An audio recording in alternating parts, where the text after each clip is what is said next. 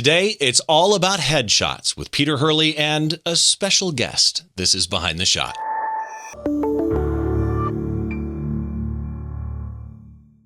Hi, as always, welcome to Behind the Shot. I'm Steve Brazill. This is the show where we try and get inside the mind of great photographers by taking a closer look behind one of their shots, from conception to completion, all those stories and challenges that happen in between. If you're interested in subscribing to the show, all the show notes for this show, and for that matter, every show, are at behindtheshot.tv. Just head over there, find the episode you're looking for. For example, for today's show, I've got a little bit that I wrote about Peter. I'm going to add some stuff about our special guest to that writing as well. I've got a small gallery of Peter's work too. If you are watching on YouTube, make sure, please, that you subscribe. And it's the weirdest thing with the YouTube algorithm. You can subscribe to me and not know when I do something. So make sure you hit the bell, choose all. That way, if I do one of the live image critique shows that we do with Don Komaretska or something like that, you'll at least know when it comes out. And if you want to subscribe to the podcast itself, you can do so wherever you get your podcast. It's available in two forms. If your podcast app supports audio only, there's an audio feed for Behind the Shot. If your podcast app, like Apple Podcasts, supports video, then you can subscribe to a video version there as well as seeing it on YouTube. And that brings me to today's guest. I am so excited for this, Mr. Peter Hurley. How are you?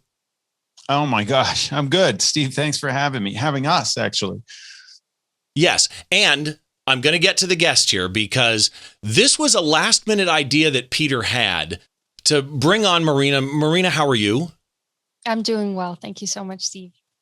And I'm going to do this. We talked about this in the green room, but it's Pires, technically in Portuguese? If you're speaking in Portuguese, it's Pires. But if you are speaking in English, you can just say Pires. I've Americanized it over the years. So for all of the people that are going to end up watching you as you do your debut, which we're going to get into in a second, I'll leave that as a surprise. For all the people that are going to watch your debut, they will probably end up saying Pires or something to that effect. But welcome. Here's basically the idea that's going to happen today, because this is going to be a different kind of show for those of you watching than usual. So normally I have one guest on and we dissect a shot. But this is a really kind of special, unique scenario where Marina is the subject in the photo. And so we get to talk to her from that side of the camera, which I think is going to be enlightening and kind of educational for everybody. Peter, let's talk about you for a second first. So you are New York City based, have been for a long time, and you're mostly known as a headshot photographer. But I am curious, how do you describe what you do? Oh, wow. That's interesting. I believe... I never thought it should be called a headshot. I'm not taking a shot of their head. I'm taking a shot of their face, and I'm manipulating the face into what I want. So I wish it was called face shots, but that never took off and nobody did that. So it's never going to fly. But it really is about the human and then what they're expressing. And I'm capturing thoughts, actually. So I believe that I'm trying to get into the inner psyche of my clients, and cameras mess people up. So what I try and do is bring them back to themselves. And I think that I liken it to, we don't ever think about our expression. It's very rare that you walk down the street and you go, somebody's walking by you and you go, oh, I should pull the corners of my mouth up and smile at this person. Our face just does that. Right. When you get in front of a camera, all that disappears. So my job is, I just feel that my job, even though I'm considered a headshot photographer, I'm a physiognomist, I guess I'd say. I look at people's faces. I determine what they're conveying to the camera, and then I get in there and I tweak it for them. So, and it's all done through connection. Okay. Yeah, but here's the thing. In doing that, you have a skill set, I think Marina can speak to. You have a skill set of recognizing micro, like there's the old term microaggressions. Well, you have the ability to recognize those microfacial expressions. And I think even if somebody knew what to do with them, which most people don't and you do, you see them. And most people don't. I mean, Marina, when you're in front of his camera, is he saying things to you that you realize are just these minute changes? Oh, absolutely. I think the thing that was so different about taking headshots with Peter, and I've been an actor in New York for about 10 years, taking different headshots and working with different photographers. And I think the thing that was so different about this session was you completely took me out of my head. And being behind the camera, you're like a deer in headlights, and you get so tense. And I think like, I've never acted a day in my life. That's what you feel like. What do I do with my face? So I just really appreciated that you kept the conversation flowing, and there was a back and forth. I felt like I was giving as much as I was receiving. And yeah, it was just funny. I was laughing the whole time. And of course he was able to capture those moments before and after those explosive moments of laughter, or, so. See, I think that's gold. Yeah. I think that's absolute gold right there, in that you're an actress, you're making a Broadway debut coming up. Again, get into that in a minute. But so you know what to do in front of humans, right? But Peter has that skill set, and it's a kind of a wide skill set. Peter, for those who don't know Peter, first of all, where have you been? But beside that, Peter's a photographer, obviously, educator, speaker, author, and I find what you do interesting. And here, let's talk first of all. I'm going to start with author. You had a book, The Secrets of Creating Amazing Headshot Portraits, that's available on Amazon, right? You're a well-known speaker. You've spoken for Google, Microsoft, Apple, Adobe. You did a TEDx talk with Dr. Ann Rowley. I have a link to that in the show notes. That was interesting. Thank you. Yeah, that was it. I mean, that was called Bridging the Self-Acceptance Gap. And it's what we face when we look at ourselves in the mirror. And I always ask, when I was working with it's Anna, we were asked the question that I ask, and now I'm working with another woman who's really intriguing me, Evie Pompouris, and we're doing things along that line. But what I ask people is, what is your relationship with your appearance?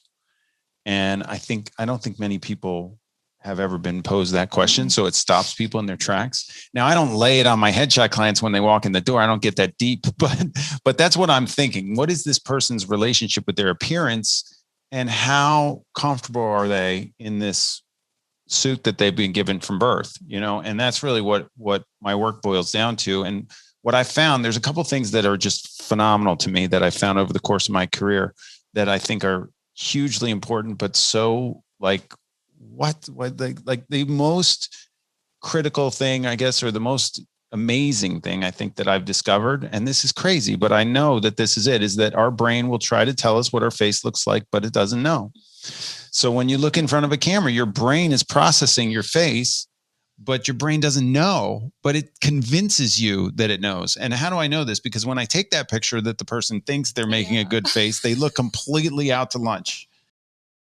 And I'm like, that is not the face that your brain is telling you you're making right now. So I concoct the expression for them. I kind of own their expression when they get in front of my camera, and I make them do things that feel awkward. I always say feels weird, looks good. And then they look at the screen and they're like, what is that? How did it come out like that? I also really appreciated that during the session, he was showing me what I was doing with my face, because it's so important. As soon as you see that, you can self-correct and kind of see like, oh, that's not what I look like. But was that uncomfortable though? Because let's be honest, the perfect example of what Peter just said was, I've never seen anybody, as you walk down a sidewalk and you see somebody taking a selfie, they never raise the camera and take a selfie and walk away. There's like 14 rehearsals, because then they look at it and go, oh God, I look like an idiot. And then they take another one, right?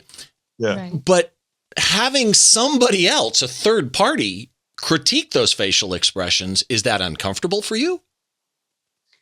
It didn't feel uncomfortable at all. And it wasn't like him critiquing my facial expressions. He was exposing me to what I was doing with my face. He was simply putting the mirror up to me and saying, this camera is, tripping you up. And right. This is what is actually coming across to us. So I think instead of, I just think instead of, I never felt critiqued or talked down to in that way. Which key. That's so key. So beautiful.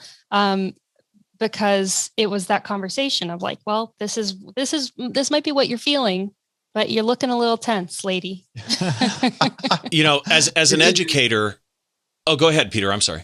It's a dance, it's a dance between the two people, and it's also a personality driven thing. So, I mean, it was like she walked in the door and I was like, there's this, Anna talked about it in my TEDx talk. There's a thin slice effect where in like 1/3 of a second, we get the person. Like it's just an energy thing. And you walked in the door and I didn't even know what I was getting. Like I had no choice. I didn't choose you. Mhm. You just showed up. And then she shows up and that. I was like, oh my gosh, it was so cool. But the thing that happens is that I've got a whole plan as to where I want to take the session with each person. It's just a matter of who goes there and when they go there. Like we went there very quickly together. And then there's this finding, I call them perceived flaws. Like sometimes you find something that somebody might not like about themselves, or I find the thing that I really like about them. I probably told her that I freaked out and love her brows like so many times that her head was spinning. How many times did I tell you that? Like 3 or 4 times. I was like, thank you. Wow. I love it. Okay. So as an educator, and this is how I first found out about you. You've got a YouTube channel. You speak at WPPI. You've spoken in your own booth. You always set up a Headshot Crew booth, and you've spoken for Canon as well. Photoshop World, I think, is the first time I ever saw you speak, although I watched you last February, about a year ago now, at WPPI. But the first time I saw you speak at Photoshop World, I got one of these things.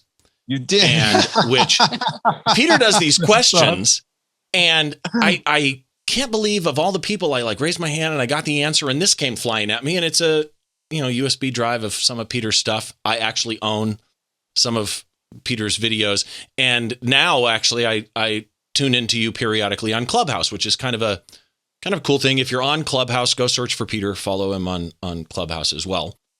One thing before we get into photo questions, as it were, you've got Headshot Booker and you've got Headshot Crew. Helicopter view of each of those, if you would. So Headshot Crew is my coaching platform and referral engine for photographers globally. So I basically take them in if they have basically it's portrait photography. I started out as a portrait photographer and then I had a headshot specialty. So I'm trying to take these photographers that want to have a headshot specialty and either just want to get better photographing humans up close, or they just want to make more cash with their headshot business. And I coach them up. My recipe really works. I've gotten proven results globally. We have 150 associates of mine who, if they get 15 shots in a portfolio by me and their work really rocks, I'll make them an associate. And then we feed them work through the site. There's a find a photographer link there, and people can search anywhere. And we've got over 17,500 photographers on the site right now. In my coaching program, there's 1,500. So the site basically is generating these leads on a daily basis for photographers. And it all stemmed from me shooting in my studio and somebody calling me up and being like, I need a headshot. And I was like, oh, it's $1,000 click. And I was like, wait a minute, that person still needs a headshot. What if I coach somebody how to do it and they do it more inexpensively than what I would charge? And I brought an in-house photographer, did that. And then one of the guys was like, I want to go to LA. And I was like, I want to open up in LA. Let's go to LA. And we opened a studio in LA and we did it there. And then I was like, wait a minute, if I'm in LA and New York, why don't we just wait? If I do it, I could do it globally. Wait a minute. And then the F-stoppers walked in and I got this global attention because of them. And that was it. And we started in 2011 and we're cranking today and we love it. And then one of the photographers who I trained is a really smart guy. And he said, look, why don't we start a headshot agency with these photographers for companies that are global that need a consistent look across the board because with their headshot photography. So we'll get a company we just had one that's got offices in Moscow, Sydney, London, New York, San Francisco. We got some in India going on. We just got a Bulgaria job, and we'll match them across the board with the photographers in my network that I trained for them to do the work the way that I do it, which is amazing because I get to not only coach people up, but put money in their pocket. And I love it. Right. Elevating headshot photographers globally. It's such a cool program. I love it. I want to talk about Marina now for a second because I teased something earlier. So before we get into your debut, in researching you, tell me about the Heartstrings Project. Oh, man. Well, the Heartstrings Project is a band, but not only is it a band, it's just a safe space that created out of like a beautiful passion project that my partner and I and his brother, Elias, started in New York a few years ago, just so that our friends could have a creative artist community and share our work that we were creating when we were not employed. And yeah, it was born out of that. And I'm also a singer-songwriter. So it's a place where we can express ourselves in that way. But we just came out with a debut album under Rope-a-Dope Tiny Room Records. And it's called Shadow People. It's on all the streaming sites. It's also on Bandcamp if you're into getting the higher files. I think it came out in October, as I recall. Yeah, last year. Yeah, right at the end of the year. So everybody go look up Heartstrings Project. But here's the big one. So you are an actress, singer, songwriter, all of that. But on the actress side, this has got to be pretty cool. You're going to have a Broadway debut. Tell me about it. Yes. Oh my gosh. So I started rehearsals for my Broadway debut for Aladdin, Disney's Aladdin in New York on Broadway. And 2 weeks into my rehearsal process, like the day before I found out all the magic carpet magic, Broadway shut down. So we're kind of in a holding pattern. We're waiting until it's safe for everybody to get back in the theater. But I'm so excited to make my debut now because I feel like a whole new world's going to have a whole new meaning, you know? That was good. Okay. That was really good. Yeah.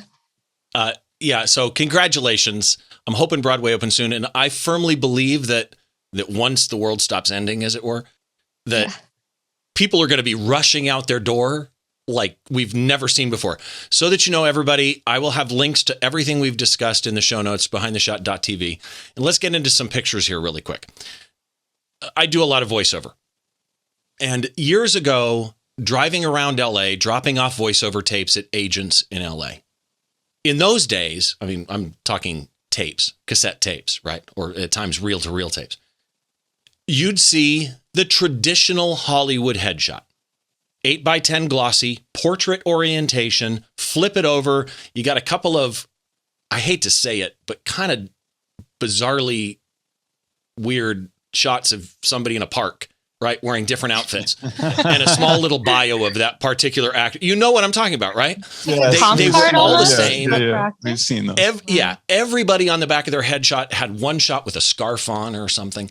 Yeah. I love it. And then Peter Hurley happened. And that changed. Suddenly it was clean backgrounds, white or black, usually white, I think in the early days, landscape orientation, cropped tight, like into the head, which immediately, as a photographer, triggered what everybody wants to do. You want your photos to have people feel like they're looking into the window of a life. And by cropping tight into the head and leaving space on the sides, it made you feel more like you're looking at someone's life, not just at a face shot, right?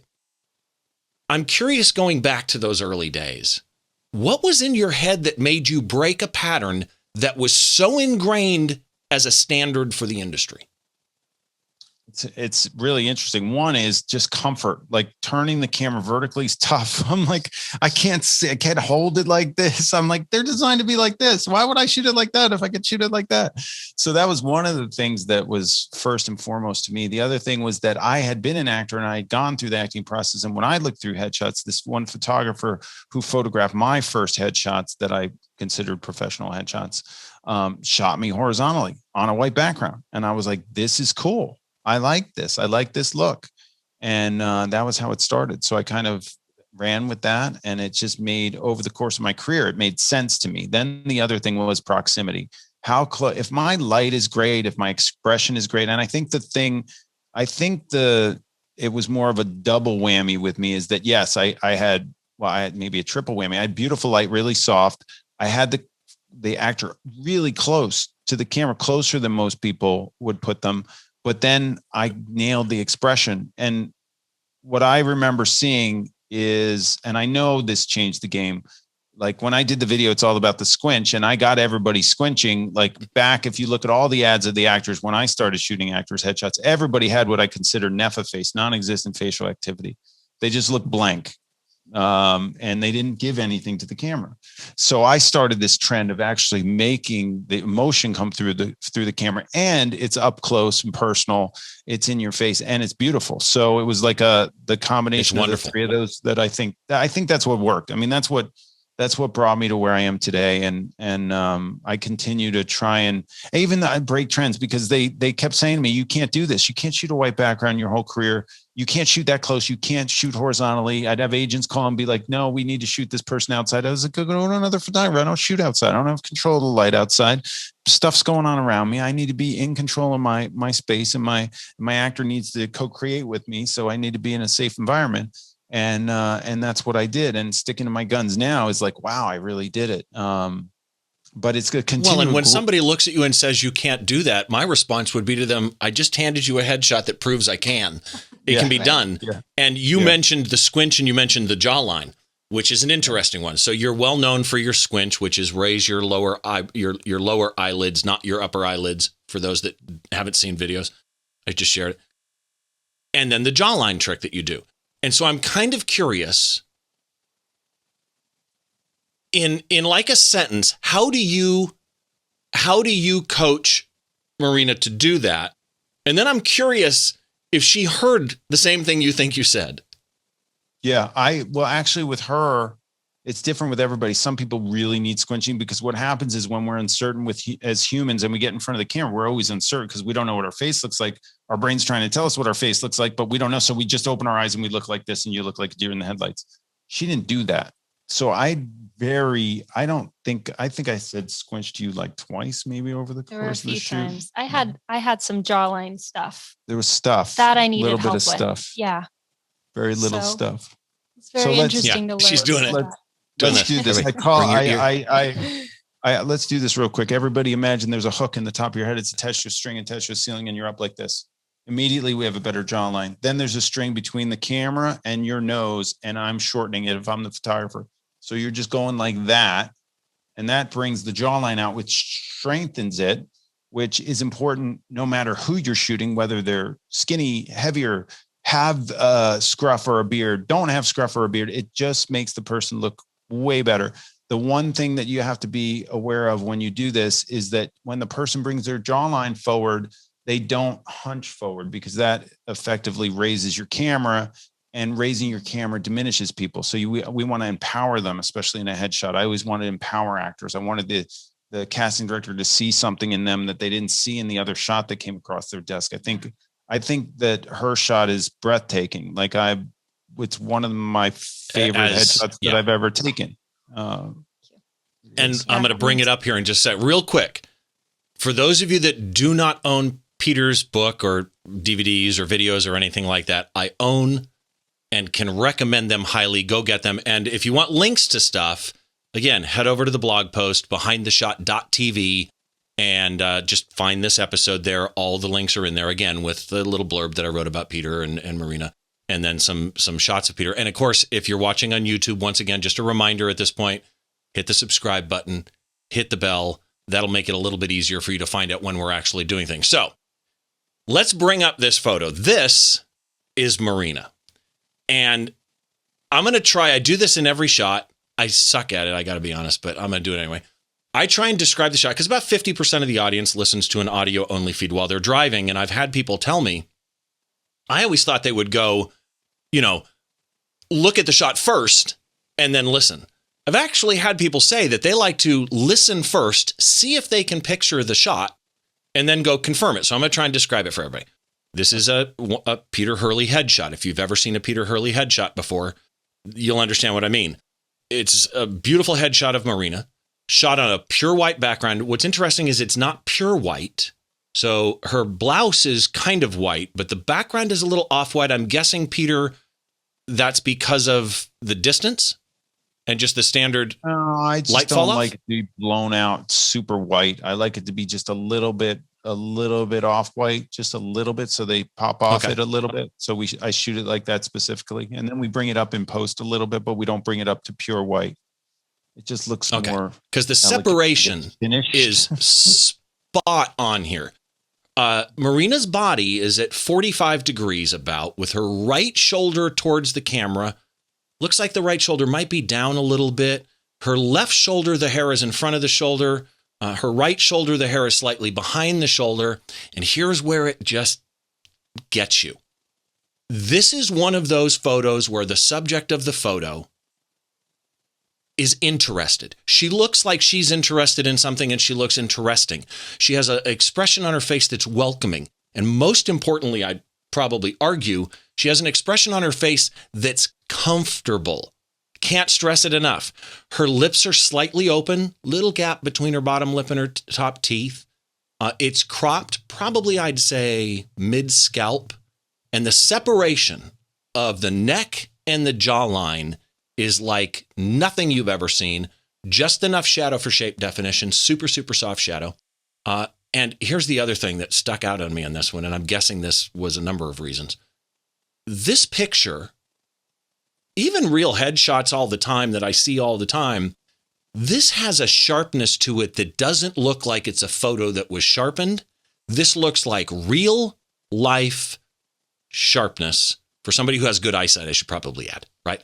Or that has their glasses on if they don't. So with that in mind, technical info, if I'm correct from the EXIF data, this was shot on a new Canon R5, 70 to 200 2.8 at around 89 millimeters, manual mode, 2/50th of a second at ISO 100 f3.2, and manual white balance. Does that all sound about right?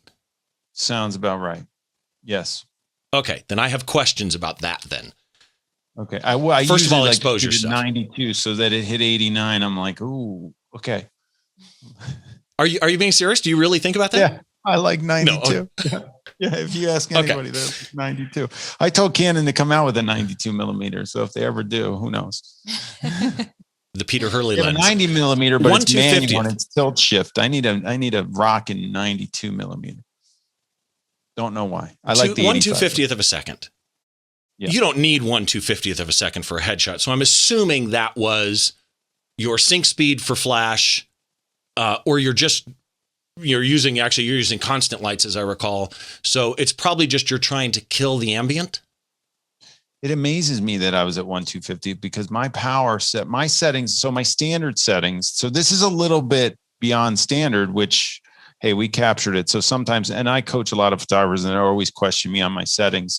And I always say, hey, if I looked, I got the shot, you know, how much variation there is, but I'm usually at 3.2 on either the 70 to 200 RF lens from Canon. I'm shooting the mirrorless EOS R5, or I'm using the 85 1.2 DS RF lens, which I love, absolutely love, at 3.2. Yeah. So once I'm at 3.2, I'm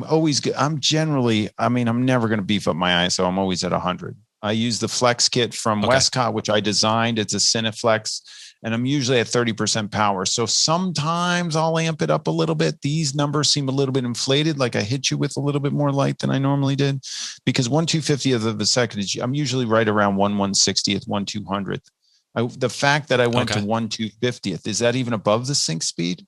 Is it 1/250th on EOS R5? I should know. I'm not a technical. Actually, I'm thinking the R5 might be 1/200th on sync speed, but then why 3.2?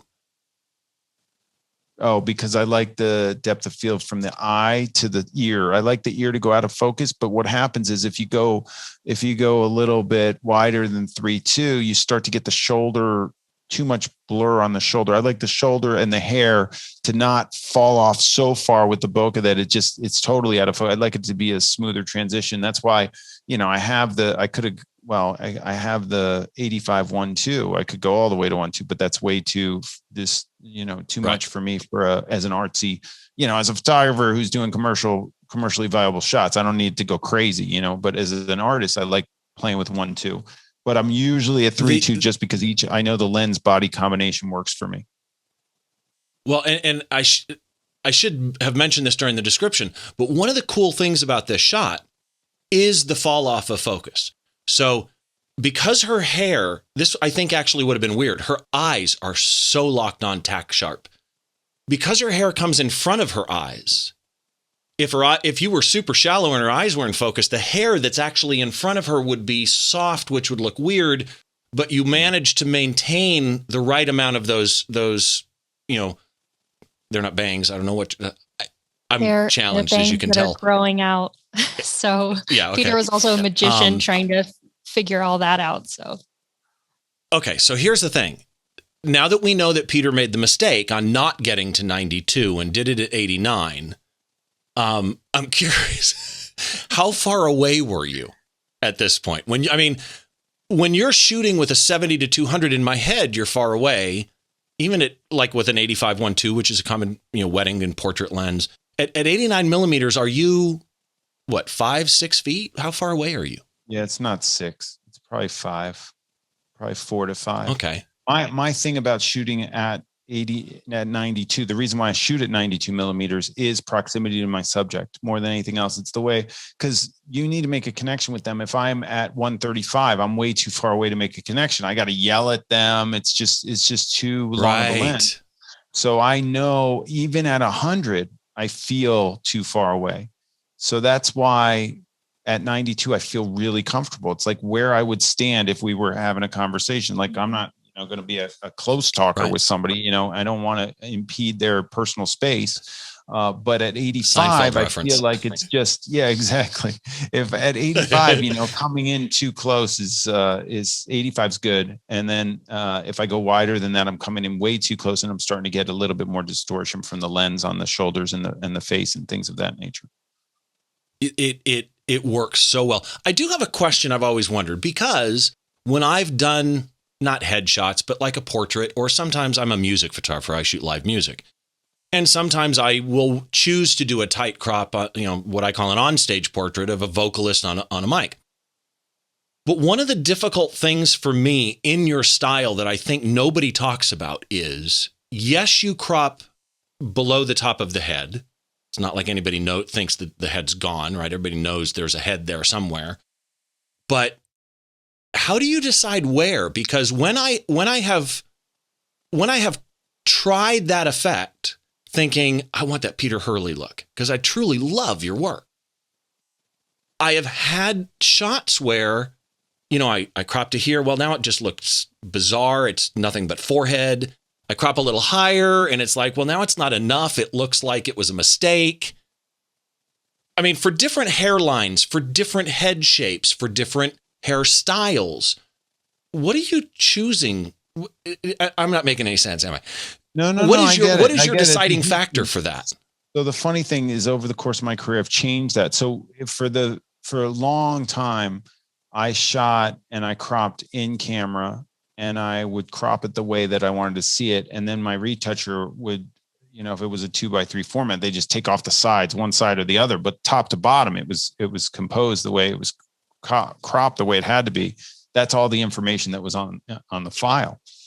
And then I realized I started shooting more corporate stuff, and everybody'd be like, well, why are you chopping the heads off on everybody? And I'd be like, oh my gosh, well, proximity, it looks better, blah, blah, blah. Everybody knows the top of the head is there. It's intact. The person's still breathing and walking around. It's there. Look at any magazine and you'll see that everybody's got their heads cropped off throughout the magazine just because they got to fit in certain spaces. It's totally a normal thing, but people have made this an issue. And to me, it's a non-issue. However, what happened was years ago, and my style change is that I want people to look really powerful in my camera. And I realized I was shooting kind of down on them. So I would put the camera at about the eye level, which means that if I put the center of the lens here and they put their head down, I'm shooting into the top of their head. So you can see the whole full head of hair. And then cropping into it was real easy. I was like, oh, I'll just crop this in half here because I want to bring them closer and then the crop will be there. But then what I decided was I like the way people look. They look more heroic, more like they have their act together, more like they're in charge. If I lower my camera and shoot up, it's like the kings or in 4000 BC where they made all their subjects kneel beneath them because they're the powerful ones. It's the same kind of thing. You want people to look strong. She's going to be a headliner in a Broadway show as the lead. Like she has to look like is confident in front of the camera. So I like doing that. And this particular shot, I would say I could have even brought it a little bit lower, but I like it because I was able to crop into the head a little bit. But that is after we cropped it in just a little bit afterwards. I usually leave a smidgen of background above their head so I can extend it. Let's say somebody asks for portrait orientation instead of landscape.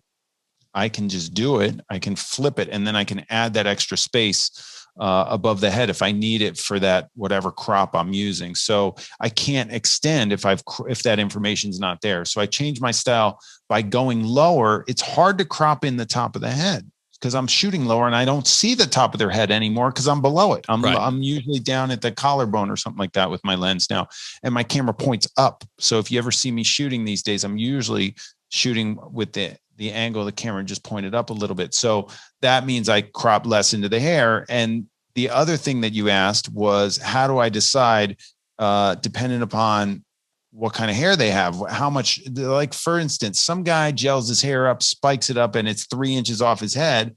I don't want to crop into that hair. Good I want to example. show Yeah. that I want to show what's going on up there. You know, people put volume up there for a reason, and product, I want to show it. So a lot of people crop into have seen my work and just crop that off. And I'm like, that's the person's style you're getting rid of. Don't do that. You know, you don't want to do that.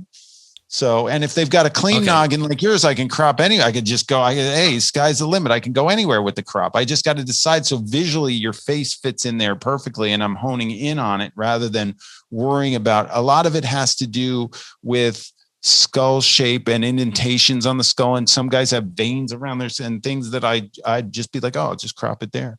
Or I'll get a hair out of place. Okay. So just crop those hairs off. Which explains that her chin is slightly down here. The pursing of the mouth is perfect. You turn most of your subjects' bodies, not all of them, but a lot of them I see where, one shoulder comes forward and down just a hair. Is there a choice between when you choose to shoot them square, or is it just that's a moment they're laughing and you go, okay, you know what, that worked, I'll keep it? But you normally coach the 45? What's your thought? I've done a lot less turning in my old age, but I and she knows this, we tried every angle that you got. Yeah, we tried all the angles. Yeah, we tried straight on. That was a little bit uncomfortable for me personally, but we tried it straight on, and we tried a bunch of different angles. Yeah. Let me interrupt you on that one. If I apologize. Yeah. Why was that uncomfortable to you? I mean, is there a way to articulate what you were feeling when you did that? There is. I think as an actor, as a human being, looking down the barrel of a lens can be a very intimidating thing. And so I think when you're squared on, unless you have an awesome photographer like Peter who's coaching you through it, it can be good pull. Like super intimate, it's like you're completely exposed. So I think Peter giving me the option to explore all of those different angles, and he really helped me to see like what side of my face works better for certain things. I realized that she's sexier and she's a little bit younger. She's a little more of an ingenue, so it was really nice to discover those things through that process of getting uncomfortable and then getting more comfortable. Okay. So then, Peter, for you, when you get, there's stage actors like Marina that have never been in front of, they're not television, movie, film actors, as it were. When an inexperienced person being the subject of a photograph, right? And again, it's clearly different being in front of a television camera where you're moving and it's capturing movement than it is to capture a still frame of your facial expression. It's the old thing. It's the weirdest thing too. Have you ever noticed you cannot pause live television at a point where the anchor on the news looks good? Physically impossible to do. Right. No matter when you pause that television, it will be the weirdest face guaranteed. So when you get an inexperienced person in front of your camera, you obviously don't have hours to coach them. How do you help them be vulnerable and be themselves in front of a camera? I found that confidence is contagious. So I'm super ultra confident in what I do. And I let them know in a way that makes them feel like we're teaming up on it. So I'm like, I don't care what you're not handling this on your own. You got me in your back corner. Like, we're good, So I also have, as Marina kind of tested to, is I have this unbelievable amount of stuff, I would say, that I have for them to do. So I found that this would happen a really long time ago. I found that if we can only harbor like one thought in our brain at a time, like we could do little multitasking things, but not really. So if somebody's concerned about their appearance and what they're doing and their performance in front of the camera, I'm trying to take away all that performance-based anxiety. So by confusing them, almost by giving them. So what I found is that humans like to be right more than they worry about their appearance. So I make them do things that they have to think about, and they want to be right. They want to do it for me. So they can't think or worry about their face simultaneously. And that's the premise behind it. So I came up with all these things to say. A lot of them directionally challenges them. I'm in New York City, I'm looking at the Empire State Building right now out my window. And I will say something like, can you tilt your head slightly towards the Empire State Building? And at that moment, they're like, spatially, where am I? Wait, I have to be right. He just asked me to do this. I don't want to be wrong. Right? Where is it? Like, and they think I'm serious. It doesn't matter which way they tilt their head. It's the fact that they forgot about their face for that split second. And then I'm shooting, and then and then they're going, oh, you were just messing. I was like, no, it's really over there. Tilt this way. Thank you. I usually do what I do, tell them to do the things that I want in weird ways. Yeah. Oh, it's the connection you just drew. The connection you just drew is awesome, because there are people out there that would look at people. I'm a people watcher. I analyze people. There are people out there that might look at a Marina coming in front of a camera for the first time and realizing, I can tell she doesn't want to be wrong. I may not recognize she wants to be right? I may not connect the two. And then to connect that, if I can help her just simply know that she's right, that's where your magic is other people, I think, might see one part of that. They might see all the parts of that, but to connect those tangents and then be able to execute on that, like your lighting is another area that I dig. When I first started following you, and correct me if I'm wrong, you shot with Kinoflows, as I recall, and it was 2 of them, left and right. Yep. Then there was a point, if I'm not mistaken, you had 4 left, right, top, and bottom, and now you shoot a triangle. With the square. I started out with the square. Okay. Two on top, 2 on bottom, and 2 on the side, so it was a square. And then I just started experimenting from there. So for men, I use a key. Go ahead. Well, I was just going to say, what made you change then from a square to a triangle? I have no idea. I really don't. You know what it was? I was like, the space is too big when it's a square. I was like, I want it small. I was shooting with my butt propped on a windowsill with all the light coming around me from behind. So I was used to light coming straight at the person. And I was like, I want this light straight at them. And I can't put the light in front of the lens. So how close can I get it? And I just basically took that square that was like bigger and made it smaller. And then I was like, oh, I like that catch light better. I was like, this is going to work. And then I see. And that's the thing. I love your triangle catch light. How far are the lights? Like when Marina's in front of the camera, how far are the lights from her? About 2-3 feet, 2-3 feet, maybe. I'd say 2 feet. So like arm's reach?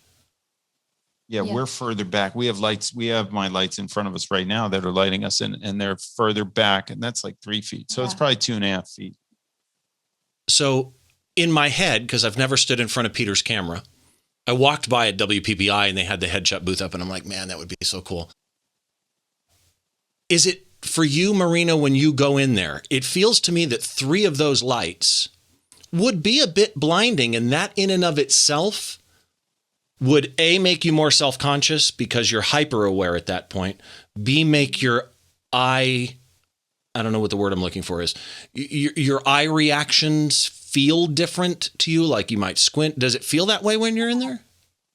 No, honestly, I think because it's continuous, is that right? Continuous lighting. I would get really freaked out with flashes. And I've shot before with photographers where the flashes are really intense, and that throws me off, definitely.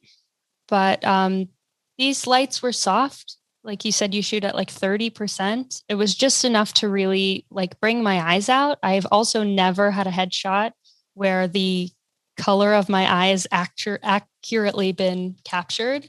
My eyes are like greenish, yellowish. So sometimes they come out a lot darker than they are. Yeah. So yeah, it was so wonderful. Pretty smooth lighting. Yeah. It's also bringing that pupil and your down. lighting. Say that again. Real estate in the eye. So the iris is the color. So she's got this beautiful color. The pupil is black and it takes up so much space. So when you shoot a strobe, you get what I consider BPS, big pupil syndrome, because the pupil doesn't have time to react. So I shoot with the continuous and I get that pupil as small as possible. So it's creating more real estate for the green in her eyes to come out. And that's why she says, and plus I'm jamming the light so far into their face that it's actually getting that light into the eyes. I will never not be able to think of BPS now. Your lighting design has evolved in such a way that I just think, and again, this shot being a perfect example, it's evolved how human faces look. I'm going to say on film for lack of a better phrase, but you know what I mean. What's your normal post workflow? So you shoot Marina, you get these pictures. If I recall correctly, you used to have somebody else and send people to an editor. Do you still do that? Do you edit your own? And if you edit your own, or when you edit your own, is there a software package that you prefer? My assistant does it with me. So we shoot into Capture One, and then I do some minor adjustments on color there and exposure and everything. I export a 16-bit TIFF and we go into Photoshop, and then she works on it from there. My big thing is that I don't want to enhance anything that's not really that I'm just I don't want it to look retouched. I mean, if you look at her now and you look at, that shot does not, we retouched it, but I don't want it to be detected. We do minor things, we moved one of the hairs in a little bit more that was sticking out a little bit too far. We really didn't do much to it at all. I don't whiten eyes because my eyes are so bright and I don't like the exposure to look like it came up. A lot of photographers do that and it just looks cheapened to me.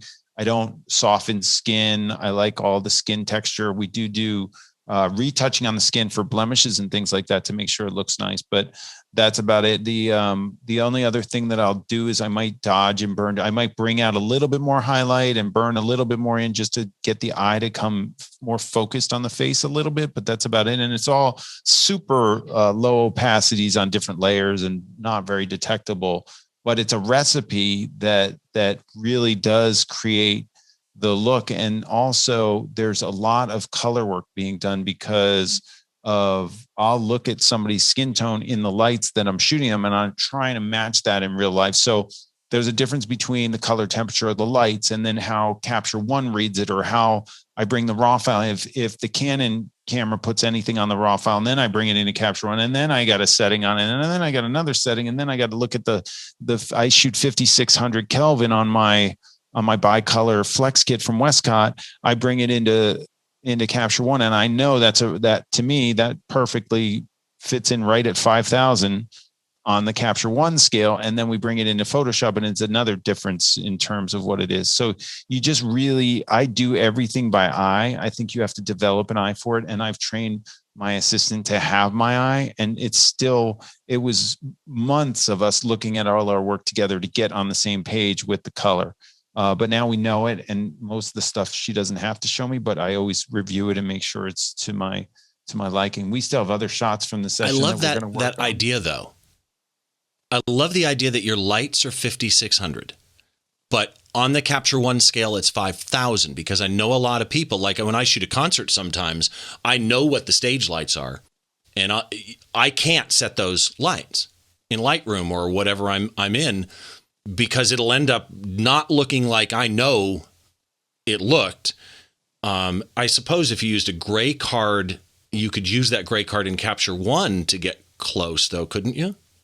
Yeah, you could. Yeah, I like doing it by eye. I think for people that are in the development process of their eye, using a gray card's helpful. Anything like that is helpful. But I think the thing is, it's hard for people to understand that, because I'll put my lights at 5600 and they'll put their Capture One setting at 5600 and they'll be like, oh my gosh, the person's so yellow. What's going on? And I'm like, well, Right. it's just different companies don't talk to each other and say, hey, let's everybody get on the same page here. It's like, color wise. And then you've got the calibration of the monitor, which is a whole nother thing that you've got to take into consideration.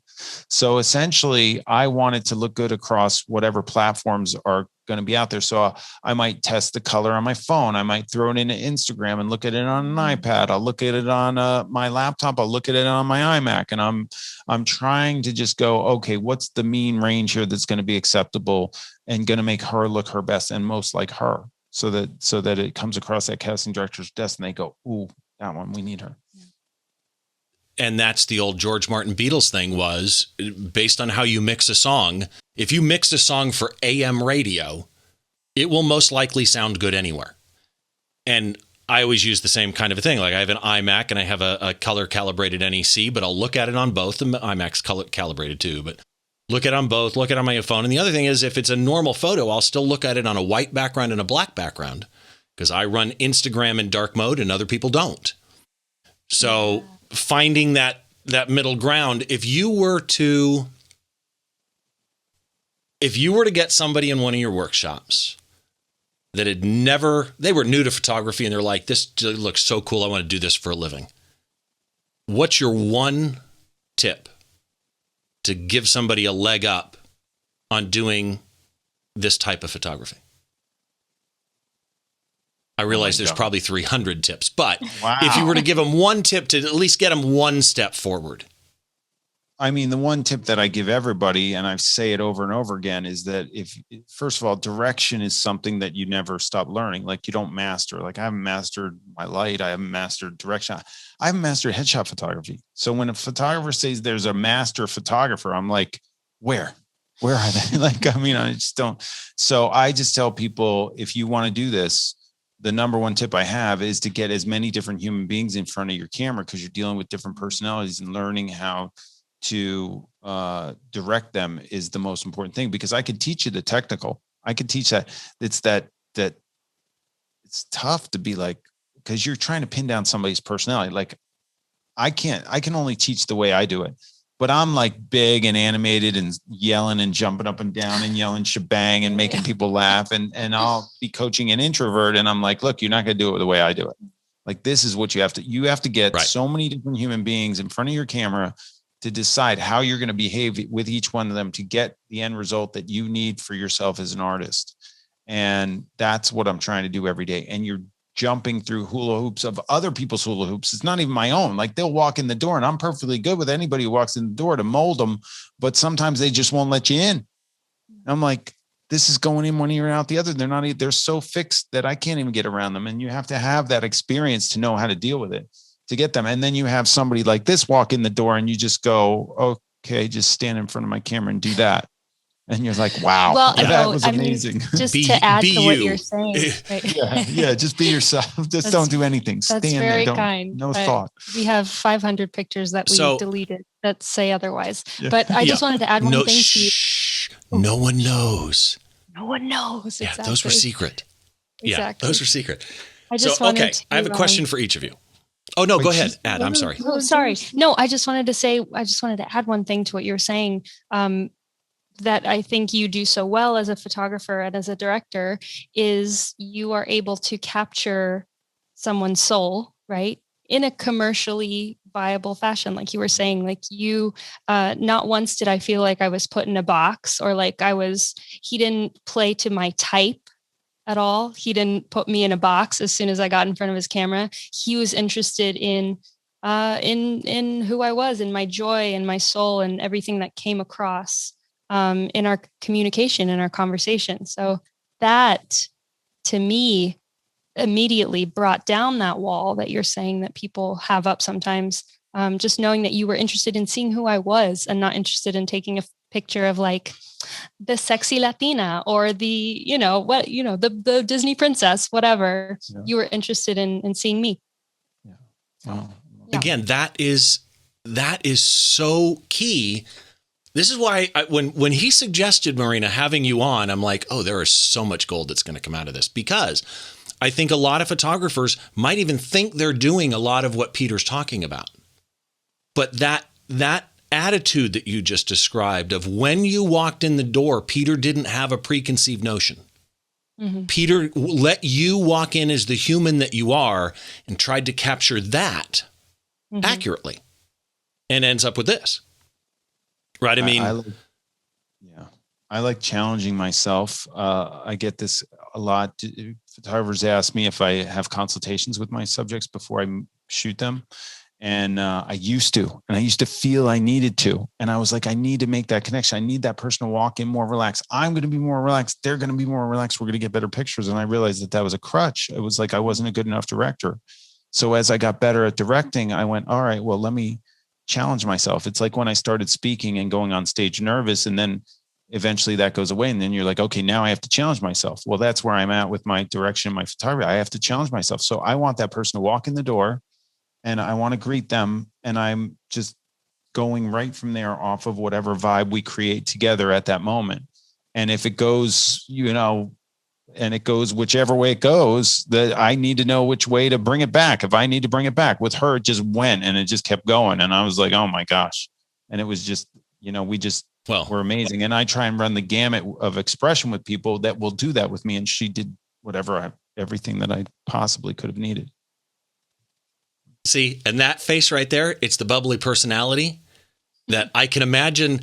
I'm asking you what it was like to be in front of Peter's camera, but I can imagine Peter's side of what it's like, what an amazing experience it would be to get a subject that has that smile and that personality and that vibrance, as it were.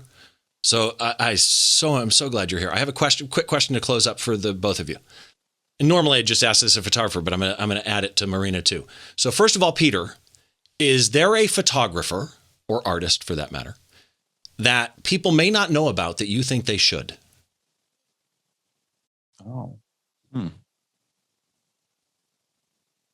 That they don't know about, but now Marina's got kind of a head start because she can start know thinking about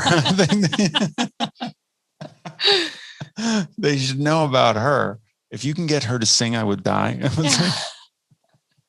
You guys can absolutely check out the Heartstrings Project. See, I told you it's going to be a tough one.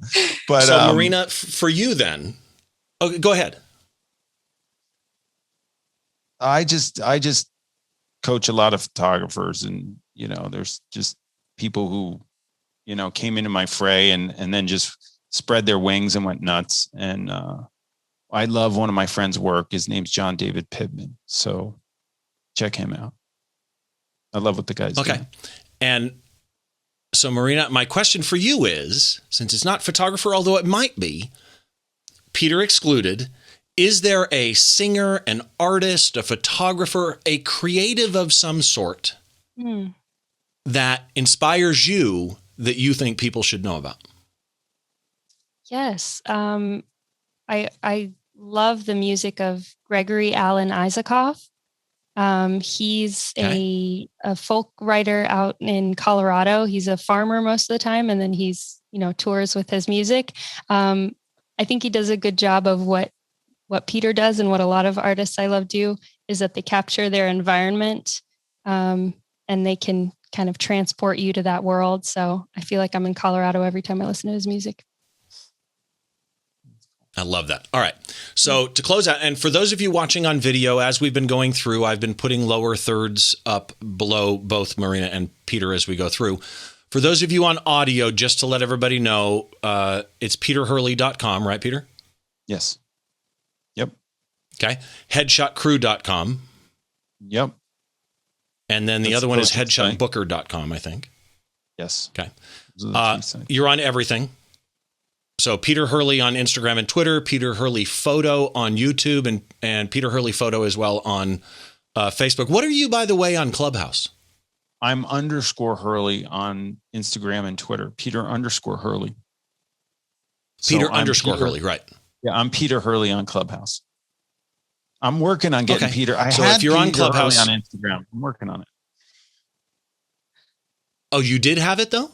I had it, and then somebody told me that I had to match my Twitter, and I couldn't get it on Twitter. So I went to Peter _ Hurley on Instagram, and now I wish I had stayed Peter Hurley. But anyway, I'm working on getting it back. We'll see. Okay.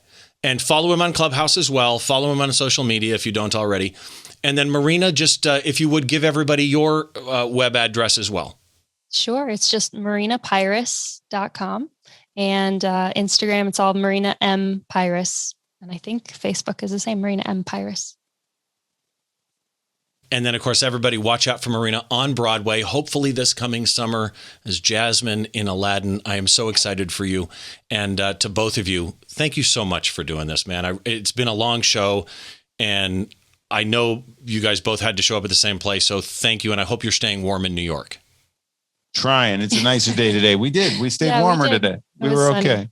Steve, thanks for having me. And Marina, I mean, thank you for coming and doing this with me. Yeah. This is awesome. Thank you both so much. It's been an absolute pleasure. So to everybody, just to remind you, you can go see all the show notes for this show at behindtheshot.tv. Find this episode. I've got a blurb written about Peter and Marina. I've got all the links that we talked about. I've got to look up the creatives that they mentioned, and then the gallery of shots of Peter's work. But of course, follow them on social media wherever you can. So thank you to Peter. Thank you to Marina. Quick reminder for everybody, Princeton Photo Workshops. I've got a workshop coming up in April. It's one night a week, 3 weeks in a row on the challenges of low light action photography. PrincetonPhotoWorkshop.com. Head over there. And if you want to subscribe to the podcast, you can do that wherever you get your podcasts. I'm also on Spotify and all of those type of things. Or you can do it on YouTube. If you go to YouTube, make sure that you subscribe. And again, the bell. Make sure you bang the bell. Other than that, thanks for everybody for watching. We will see you on the next show.